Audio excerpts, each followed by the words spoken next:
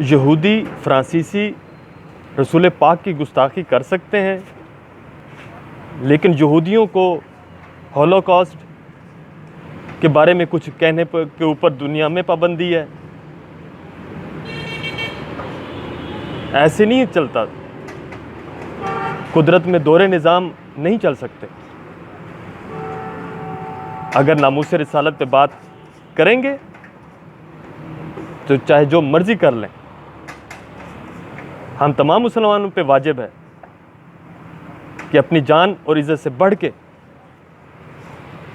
अपने पाकों की, नबी पाक की बिलखसूस, आखिरी नबी ज़मान की बिलखसूस इज़्ज़त पर कभी आँच ना आने दें। और बदतमीज़ी को अगर मजबूरन बदतमीज़ी से जवाब देना पड़ता है तो हमें ये बदतमीज़ी सही गलत कायदे ना हमारे पढ़ाएं ना बाहर वाले पढ़ाएं। Thank you very much to all of them.